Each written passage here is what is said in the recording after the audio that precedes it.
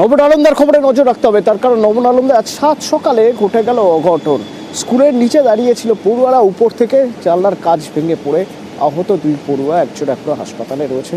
কিন্তু এই ঘটনার পর ক্ষোভে ফেটে পড়লেন অভিভাবকরা। তারা দাবি তুললেন যে কারণ জানাতে হবে, এ ধরনের ঘটনা ঘটলো কিভাবে।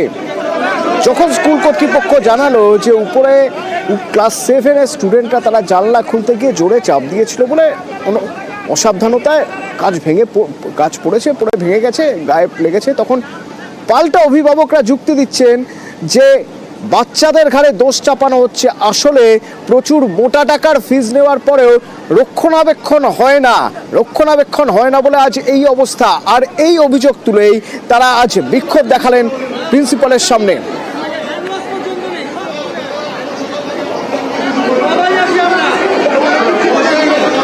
সুস্মিতা আছে আমার সঙ্গে সরাসরি। সুস্মিতা, দুটো বিষয়ে অভিযোগ করছেন অভিভাবকরা। প্রথমত মেইনটেনেন্স, এবং দ্বিতীয়ত সময়ে হাসপাতালে নিয়ে যাওয়ার জন্য অ্যাম্বুলেন্স কেন পাওয়া গেল না। বিক্ষোভ, সেই বিক্ষোভের পরে এখন অভিভাবকরা কি বলছেন, স্কুল কর্তৃপক্ষ কি বলছেন জানতে চাই।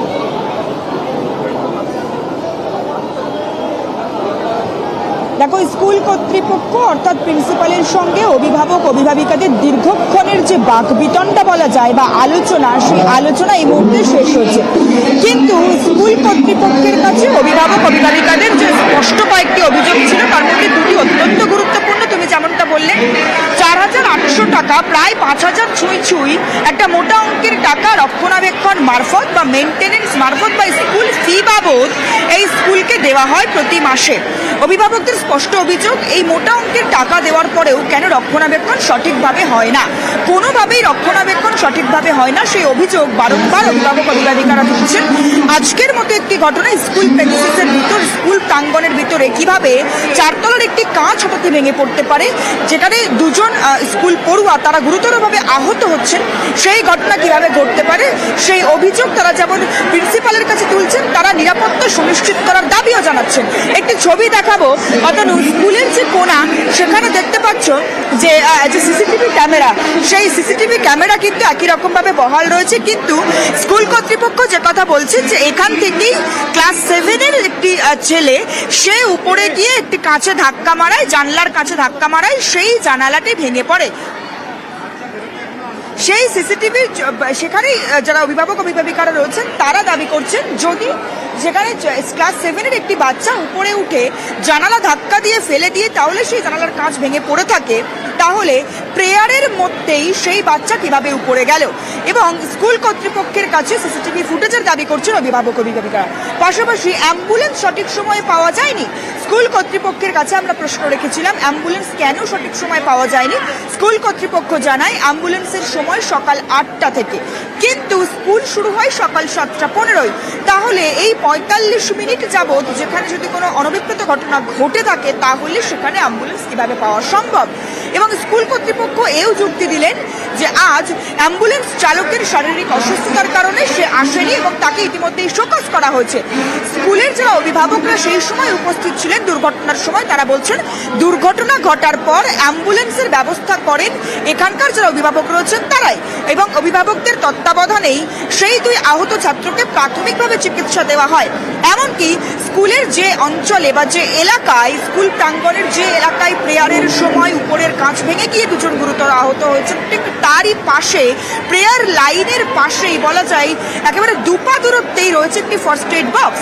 কিন্তু সেই ফার্স্ট এড বক্স একেবারেই অকেজো, একেবারে নামকে বাস্তব সেই ফার্স্ট এড বক্স রয়েছে, এবং সেই ফার্স্ট এড বক্সটি এখনো পর্যন্ত তালা মারা অবস্থায় রয়েছে। স্কুল কর্তৃপক্ষ তারা বলছেন ফার্স্ট এড বক্স এখানে থাকলেও তার যে সাজ সরঞ্জাম বা প্রাথমিক চিকিৎসা প্রদানের যে জিনিসপত্র, সেগুলি সব প্রস্তুত। অর্থাৎ সুস্মিতা, একটা ঘটনা চোখে আঙুল দিয়ে দেখিয়ে দিচ্ছে, অন্তত অভিভাবকরা সেরকমই অভিযোগ করছেন যে একটা ঘটনাতে চোখে আঙুল দিয়ে দেখিয়ে দিচ্ছে এই ঘটনা যে কত কত জায়গায় গাফিলতি ছিল বা গলতি ছিল স্কুল কর্তৃপক্ষের। যদিও গাফিলতির কথা স্কুল কর্তৃপক্ষ একেবারেই মানছেন না, কিন্তু অভিভাবকদের ক্ষোভও কিন্তু কমছে না।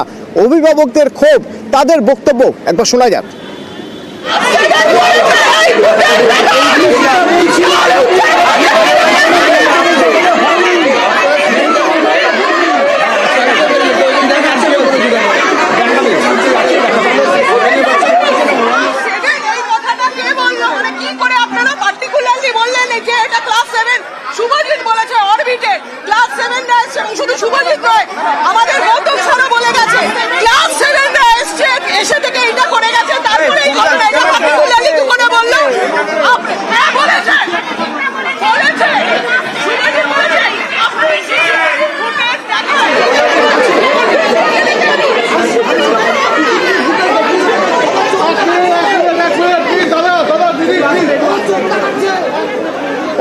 অভিভাবকরা জানতে চাইছেন এর দায় কে নেবে, কার দায়। বিক্ষোভের মুখে পড়ে ক্ষমা চাইলেন প্রিন্সিপাল, বলছেন সব দায় তার।